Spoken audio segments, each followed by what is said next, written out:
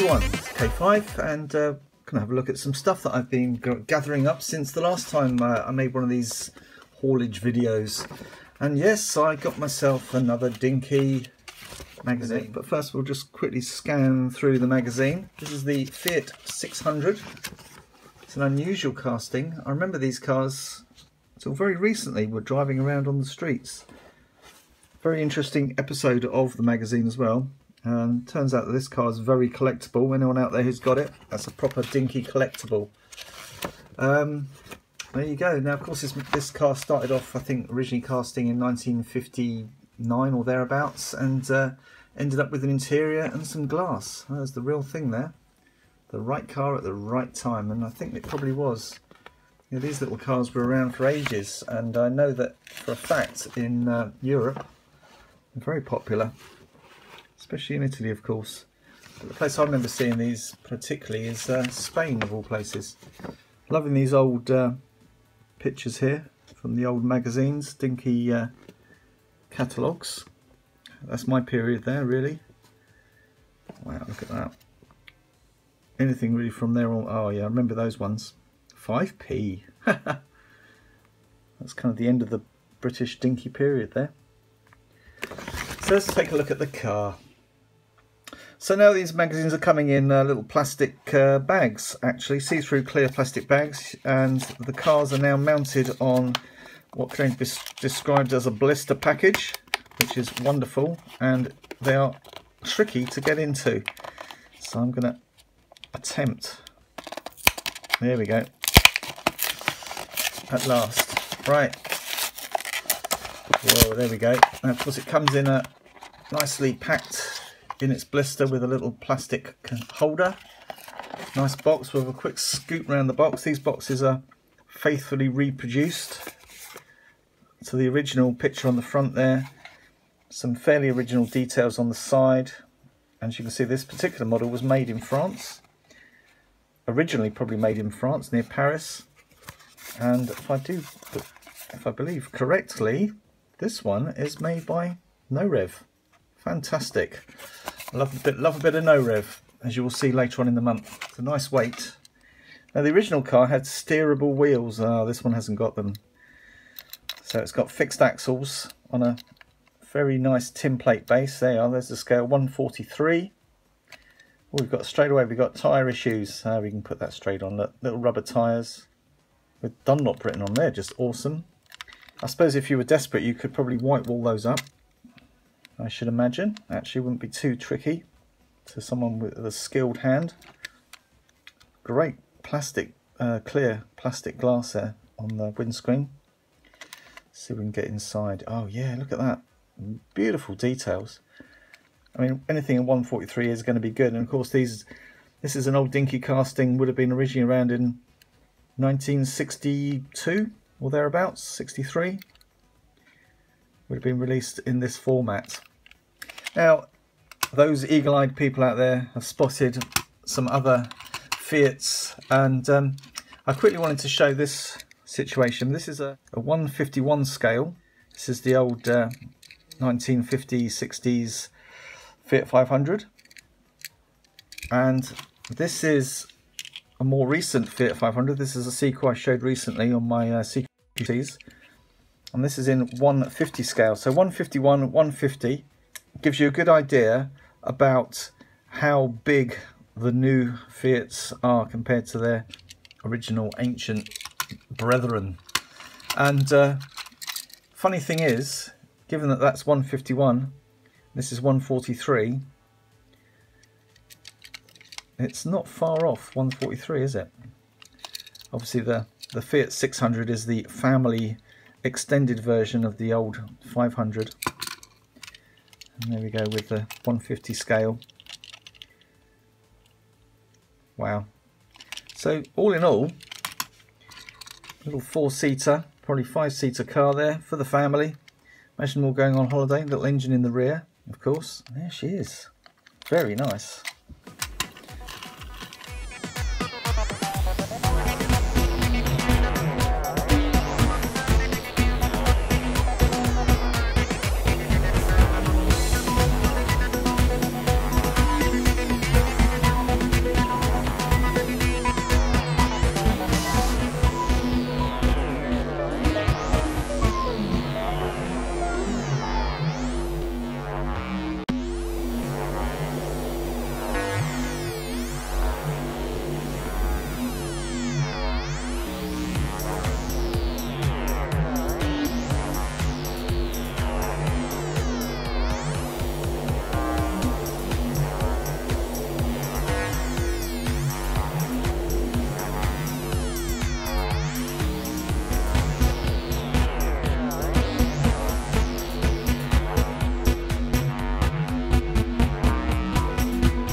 Okay, we're going to check out some Hot Wheels. Let's see what I've been able to find over the past few weeks or thereabouts. It's been very dry for Hot Wheels, especially the new stuff. Where should we start? Let's start with this piece here. This is the Nissan Skyline 2000 GTR. Whoa, look at that. What a beauty. I do collect these, but I cannot collect them all because they keep releasing this in a premium mode, which is really annoying. Well, you know, it's annoying for English people because we can't get all of the castings without having to go online. And yeah, wow, look at that. Just missing a little bit of detail up front, but Hot Wheels doing a lovely job on this. And that beautiful Nissan deep skyline blue. What a beauty. Wow, there we go. Yeah, I do have quite a few of these now. See, look, original release date 2012. Or thereabouts. Beautiful. So that's the Skyline. And of course, have I got a wonky one? It wouldn't be the first time. Goodness me. Hold on. Yeah, I've got a wonky one. Check this out, look. I'm sure I can get rid of that though. Look at that. Okay, let's have a check out on this one. Not everyone's favourite, but I do like a nice Porsche. I do like a bit of the Outlaw, and I do like the colours on this one. So let's get it out and have a closer look. Wow. Got that little Momo badge up front there. A little bit of a squelch there on the front. Needs lights. Needs lights bad. But other than that, yeah, it's got the built-in tail lamps, which is cool. Very nice piece. Loving all that graphic on the side. But GB. Of course, Mr. Outlaw comes from England. He's an English guy with his beard and all that. Mr. Magnus Walker. There we go. That's beautiful. Check this one out. This is the custom Ford Maverick. Now, I kept on seeing this and thinking, I've got a Maverick somewhere. I've got a Hot Wheels Maverick. It's been around. It's one of those ones. This is obviously one of the designer's cars. It's been signed up the top there. Snug Tag, or wherever you are, Stutzy, or anyway, there you go. It's possibility that it's actually owned by one of the Hot Wheels design crew. And this is the custom Ford Maverick. There we go. Brilliant piece. Brand new release. There it is. I'm not even sure what, we don't really have case codes in the UK, so I'm not going to bore you with that information. All I know is that it was available, and I kept on seeing it around, and I wasn't sure whether to get it or not. And then I just bought it, and it's really nice. I love the rear lamp details there, and the little blue stripes. Now, for those of you who recall, here's Maverick of old. Now, this is not even that old. This is from 2010. A very cool piece. Maverick Grabber.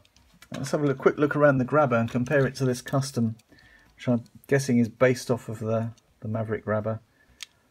Dimensionally speaking, very similar. As you can see there, there's the difference. Is the custom's got these engorged flared wheel arches. More detail on the base, of course, to push out the wheels slightly. Interesting choice of wheel as well.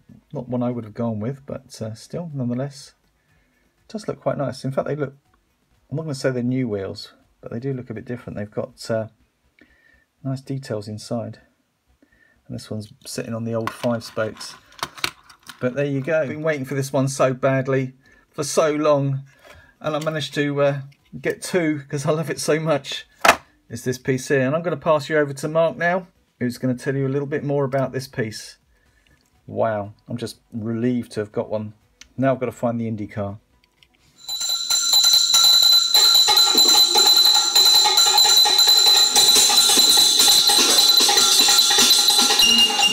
Hello and welcome to my little slot. I thought I would do a mixed bag of stuff that you can see in front of you here, and I'm really going to start straight away with these on the first row. So I'm going to start with this one here. Now this is the Hot Wheels 917 Porsche 917 LH, which the LH is two words that stand for long tail. I forget what the H is. It's like Halle or something like that. Anyway, this is the based on a 1971 Le Mans entry, Le Mans 24 hour for the Golf Porsche team. So it's in the iconic colours of the Golf team that many of you will be familiar with. I've been waiting for this to come out and be available for some time now. I think I first found out about it, and it was available coming through the Lamley website, which some of you may look at from time to time, and that would have been a few months ago. So I was very excited about it because I'm a big fan of sort of late 60s, early 70s Le Mans cars, and of course having seen the famous film with Steve McQueen in it. So this is obviously not the one that everybody knows, the iconic one, which has a shorter tail. It's a more aerodynamic back end to it, which had limited success, and I think the Porsche team had other entries, and in fact actually this one didn't win, although it got the pole place. I think it was Jackie Oliver, the British driver, that was in it, car 18 in 71. It went out with a mechanical failure, so it set a very good course record in terms of speed, because these things could get up to 200 miles an hour plus, so pretty powerful stuff. Detailing wise, it's not bad. The story behind this one is that I had been after it for a while. I'd seen that people were getting hold of it in the UK, but I couldn't see it where I am down in London. I was pulling my hair out because I really wanted to get hold of it, and on those occasions, if I can't get hold of one, I will, see if someone's got one and buy it off them. And I did that with a chap up in Scotland, and so I paid over the odds, obviously, because he's got to make a little bit of money from it and postage. And whilst I was waiting for that to come in the post, I went into Sainsbury's, who have been pretty poor of late, and so they'd had a new stock in. And there it was. So I thought, oh, I should leave it because I've got one coming and I've paid over the odds for it. And then, unfortunately, I caved in and got it. Wasn't a bad idea because I searched through the box and found some other things. So anyway, without waffling on too much, it's just to give you the background story. Detail-wise, a lot of detail to be brought out. You can see the plastic base is not a bad colour match. It comes up here. You can see there's a bit of differentiation. Those lenses need to be blacked in. There's some interior work that can be brought out. So I intend on one of the spare ones that I get to do that, and I will probably put that up on a video. And it will certainly be available on my Instagram account, which is at Can-Am Customs. So there you go. Right, in amongst the other batch of those Hot Wheels at Sainsbury's was this, which is a new colourway on the Hot Wheels Lotus Esprit Series 1 S1. Very nice orange. I'm a big fan of orange cars. Big fan of orange, basically. That number plate, I reckon, means Hot Wheels. I don't know what the C is. Hot Wheels car. Hot Wheels cars. 1968, of course, referring to the start of Hot Wheels in 1968, so they're celebrating their 50th anniversary. Interesting enough, Matchbox celebrated its 65th anniversary this year, so they have a joint anniversary. Interesting stuff. Not a bad model, this one, I have to say. It's nicely scaled. I think it's by the designer is Ryu Asada, okay, who produces some excellent stuff for Hot Wheels. He's got the scaling right there, the stance of it. It's nice and low, as this car should be. Not bad. The only problem that they have is getting this black line, this division line, which I think was actually literally the top and bottom half mouldings of the fiberglass that this Lotus Esprit was made of. And it was basically acted as a coach line, but it was a rubber point. They can't quite get this front bit right. Back bit's worked out alright, but we've got an over on here. Not so bad on this side. So in fact, actually what I'll probably do is I will use some nail varnish remover, not heavy stuff, and I'll take that off and redo it, and it's worth it. Lovely, lovely paint finish, nice detailing on it. That's a good model, in my opinion, my humble opinion. This one here, Ford GT 2016. No, it's the 2017 Ford GT, but obviously they put the copyright down in 2015. It came out last year or the year before, I can't remember now. I think this is probably the best colourway that they've done on this model. It's a lovely blue. It's associated very much with Ford, this colour, this shade of blue. Lovely white striping down there. Not too bad. Not particularly. It starts off centralised here and goes off at this point on the roof line, and I can't work that out. I really cannot work out how that is. It may be that in fact actually one side of it is offside. You know, the driver's side is offside. I don't know. Someone I'm sure will be able to tell me. Good model, this one, nicely brought out. Not sure about the wheel choice, but it's okay. It's okay. So very pleased with that one. So that all came together. Those three cars came in one batch. Those ones at the back and this one. So not a bad haul, satisfying. You know, often I'll buy a Hot Wheels car and think, yeah, it's all right. But those three, excellent. My favourite sorts of cars. I may have mentioned in a previous video about Budgie. Budgie, most of you will be aware of if you're Diecast fans, is a brand that existed in this country throughout the early 1960s through to the late 60s, early 70s. It was a brand that came off the back of another die-casting company called Moorstone, which is Morrison Stone, abbreviated together. They decided to come up with the name Budgie, I suppose, working on the idea of animal names. That was Corgi, and so presumably they just thought Budgie. I don't know why. The little byline on the logo was it speaks for itself. They've not included that here. The story here is, if I haven't told you already, is that a family, a gentleman and now his daughter, had managed to get hold of the dies, the actual big blocks that the models are made in, from the manufacturers or somewhere along the line, and are able to remanufacture.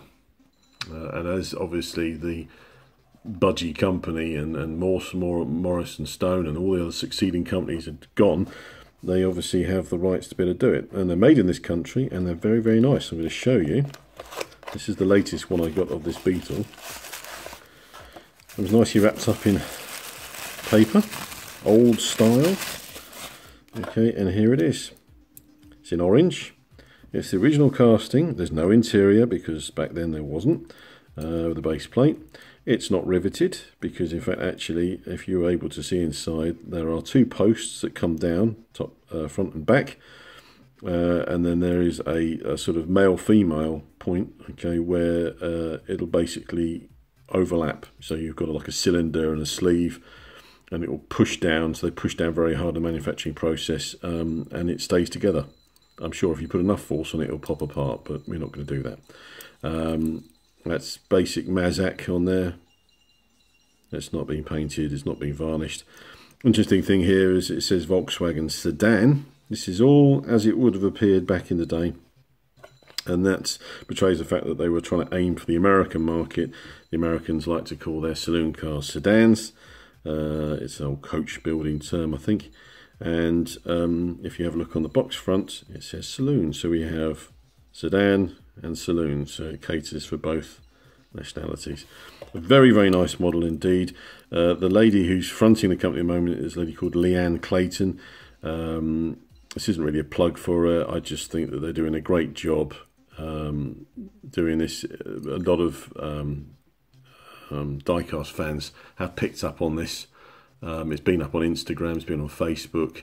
They're not cheap, but there again, you're talking about a piece of history here because this is the original tooling it's come from, and they're made in this country. And I think, you know, the price that they charge, which is £10, is fair. Because, you know, how much longer will they be able to do these? I don't know, because the tooling will last only so long. I think it's worth it. It's just nice, you know, to have that opportunity. Yes, we only pay, you know, £1.50, £2 for a die-cast model these days with all the interior and the detail, but I think that's missing the point. This is something different. It's nice. So I'm not going to buy loads of them, but I've got two now. So there you go. And at that point, I'm going to go for the drive.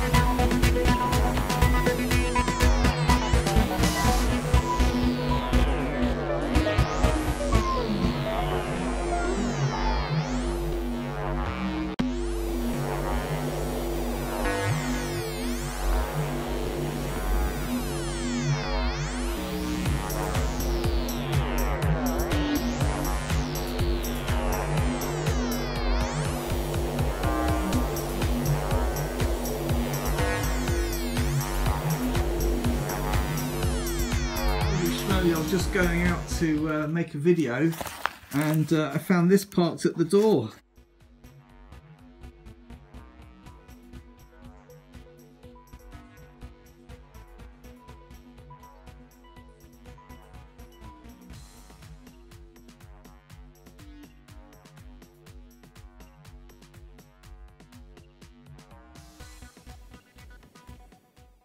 Yes, indeed, it's the concept car. Hold on a second. I need to cut into this one, so bear with for a second.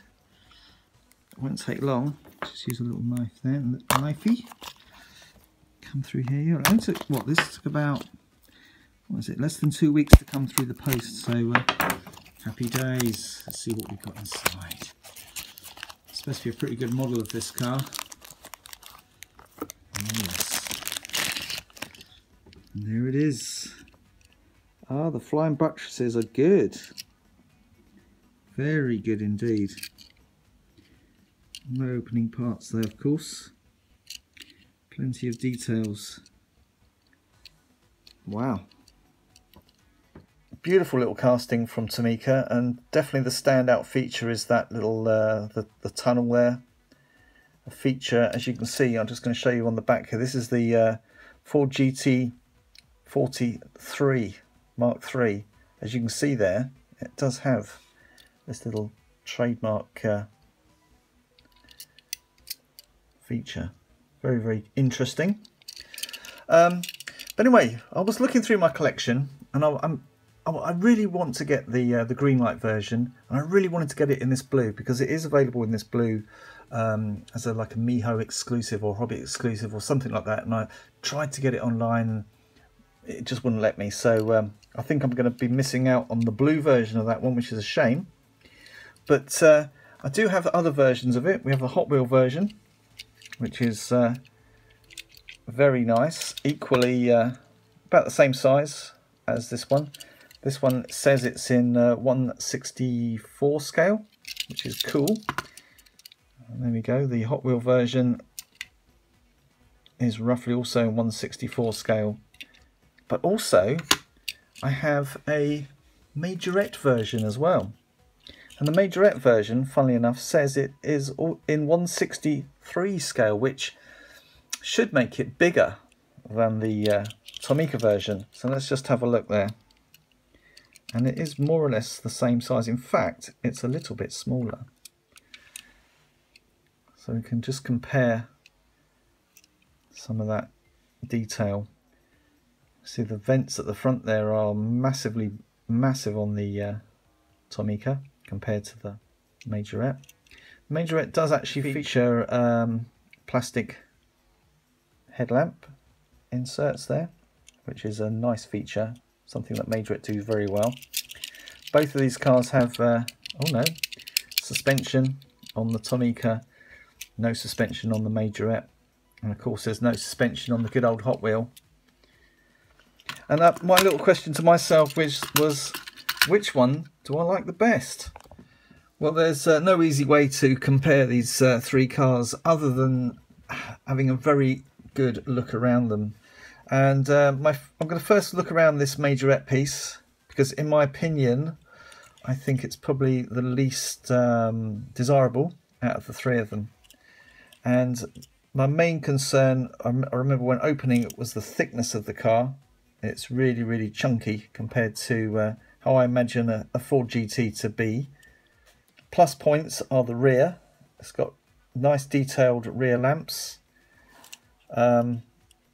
It doesn't have the tunnels at all. There's been no attempt there to cut tunnels out other than through the rear spoiler. It just kind of ends in a big chunk there, which is a shame. Another plus point are the wing mirrors, and of course those lights up front. And it does have good tampos. Paint is good too. So it does have some good plus points, but overall, the wheels are a bit small. It just hasn't been, I don't know, hasn't been finished. It's almost like it's been half made. It's got a good interior though, I'll give it that. Very nice. Could have done with some paint probably on those pillars. Next up, let's check out the Hot Wheel. Now the Hot Wheel to me is just gorgeous. It was probably my favourite version of this car. I do have the super version, but that wouldn't be fair because all these are the basic models. I do like the way Hot Wheels put this one together. They almost got the tunnel there, but there's been no attempt at all on the tunnel there, and also at the rear, and nothing really stands out at the rear. There's no headlamp tail light details. And again, another basic stamp. I do believe the Le Mans car does work those tunnels, so it does all sort of come together eventually. But I love the blue on this. Great tampos up front. Just compare those Ford tampos. Both looking good. But there we go. Let's see, the lines on the Hot Wheel is just so much better than the Majorette. Although the plastic casting work on the Majorette is supreme. But it's just so small. It should be 165, not 164, 163. So that just leaves us with the Tomica. And out of the two cars, I'm obviously preferring the Hot Wheel. So we'll just whiz around the Hot Wheel compared to the Tomica. And the Hot Wheel is definitely a bit longer than the Tomica's 164, so that's going to make this 163, isn't it? Let's face it. Both cars have captured, in my opinion, the sleek lines of this car.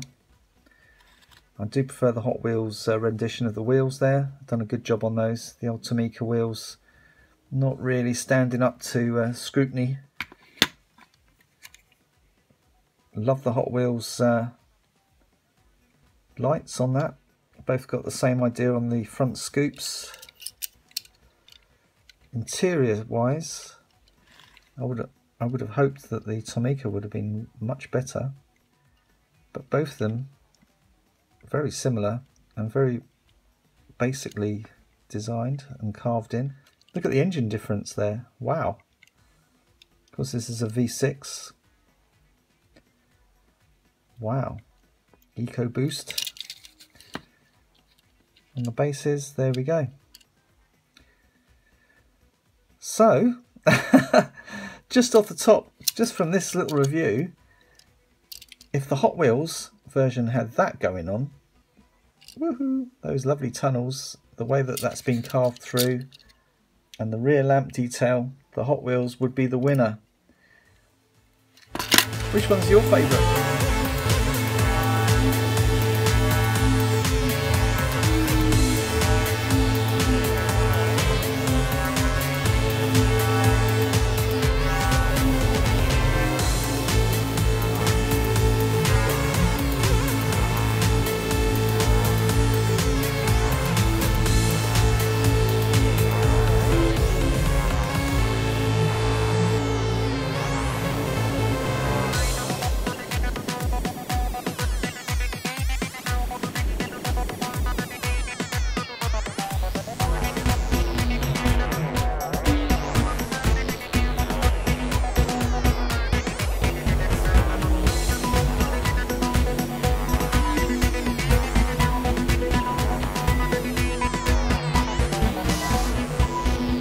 I'm going to finish up this Easter haul with a Johnny Lightning, and I had to go and see Modelmatic for this one. A Modelmatic based in York. Very good online shopping service. He does everything to a reasonable price, but yeah, so if you're willing to spend about 10 quid to get a piece of diecast, he's the man to go and see. And he gets some good stuff from the States. Johnny Lightning, well, everything, M2s, green light, all that good stuff. So there's any particular piece you really had to get, or have to get, he's the man to go and see. And he posts and packs so well, it's unbelievable. This was very promptly sent to me just before Easter, and I was really hoping to take this one down the beach, but weather killed that idea off. But I'm still going to open it anyway and have a look at it. Well, I thought I'd save you the pain of watching me cut this one out. Quickly take her out of the box and have a look inside. Originally got turned on to this casting by Heavy Metal 164. He's got an awesome channel. I've been watching lots of his videos lately, catching up on all the things that I can't get in the UK. All the beautiful green lights and other good stuff he gets, the old Johnny Lightnings and stuff. But this is just awesome. Of course, this is an old release. The original castings of these are very hard to get hold of, and it's just amazing that Round 2 has reimagined it and brought it out for us again to endure. And the details on this are just sumptuous. Absolutely love this piece. I'm not a massive collector of the Toyota Land Cruiser, as you see, but I have been picking up the odd one here and there. I've got most of the different brands renditions of this, but this Johnny Lightning one, when I saw it, I could not believe just the level of detail on this piece. And look at the engine in there, look. Of course, the original vehicle is based off of a Jeep. The Jeep design went all around the world, and we got our Land Rovers originally from the original 1943 Willys Jeep, and Toyota produced this vehicle originally as a military vehicle. Loving the soft top version of it though. Most of the versions I have of this, I've got the hard top, but to me this just screams out safari and beach life. It's just amazing. Look at some of that. You can't really see inside there, and I don't think that top's going to come off now. The top's part of the windscreen. Plastic. Quick look around the base. All metal base. Lovely stuff. Slight concern is this rubbing wheel here. You can see it rubs on the wheel arch. And it just seems to be part of the construction of the vehicle. It's just a little bit off. Maybe you have to do a bit of wheel pulling here just to bring it on. But look at the detail there. I don't want to fiddle with that too much because it says on there all-terrain BF Goodrich. You know, just touching it, you could probably rub those off, which is a shame. It's even got the actual piece on the back there. I was looking forward to taking pictures of this one down at the beach, but yeah, that's been put on hold with the weather. Anyway, just want to wish everybody happy Easter out there, and I hope you're having a good week and a good bit of time off from school. With your no roads. And there we go. Ta-ta for now.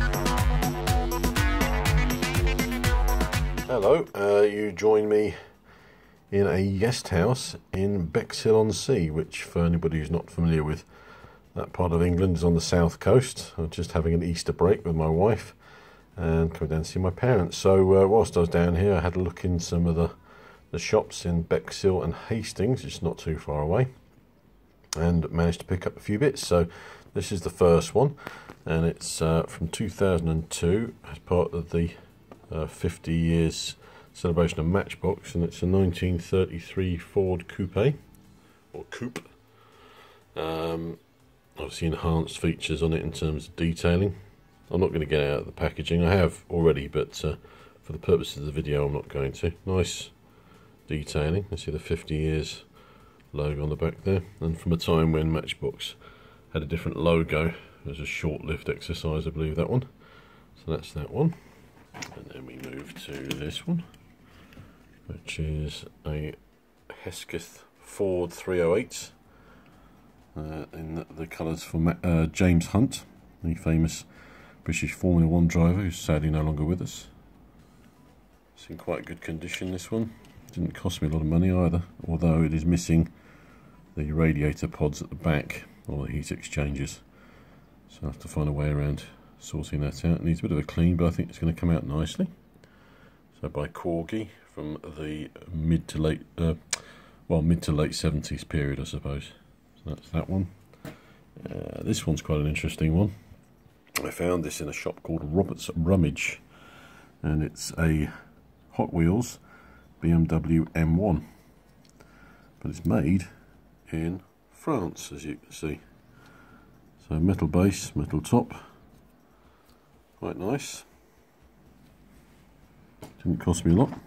I'll move on to this one here, which is a Lado Bentley 4.5 litre blower, that's what it's called, in a rather unusual colour of yellow. So I've seen this one in dark green, or British Racing green. I've seen it in white, I've seen it in blue, and now yellow.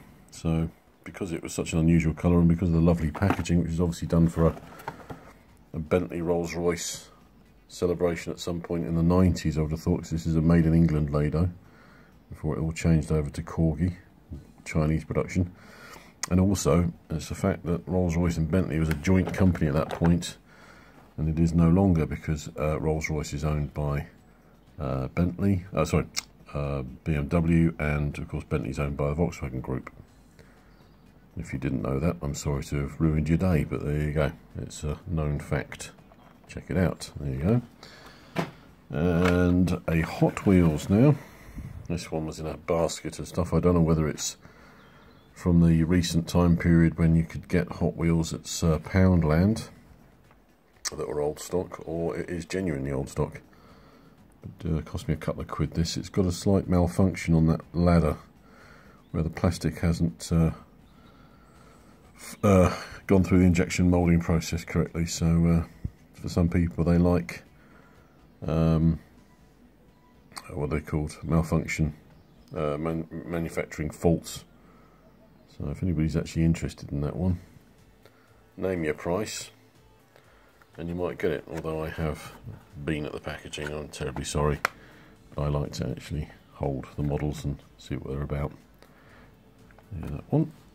And this one is superb. Another Bentley from a different time period.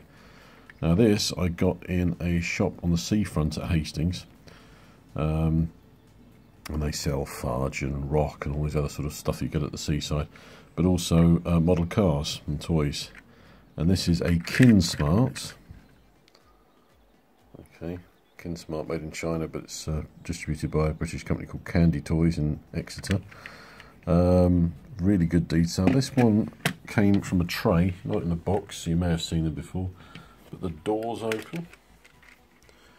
You have a detailed interior, and for those who like to play with their toys, it's got a pullback motor on it, which I have to say they've managed to get the technology quite small in there, because it has allowed for seats in the back. So really nice detailing. £5. I mean, it's even got the Bentley B on the hub, so I don't think you can see that. There. Rubber tyres, £5. Crazy. Honestly, it's just proper lenses on the back and the front.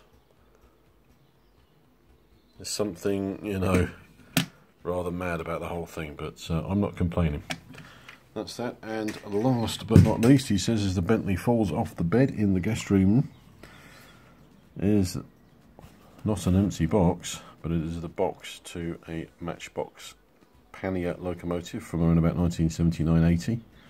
It was in production for a few years, but obviously these boxes came to an end when Lesney finished. A little bit of damage there, and here is the model from a time when they were brought out a small selection of railway stuff, which I think they did a track system for it. Quite basic. You can hook back and front, and as you can see from the back of the box, they did have a diesel shunter and a passenger coach, and I think they had some other bits and pieces as well. So there you go, that concludes my little haul from Bexhill and Hastings, and here's the view out of the guest house room.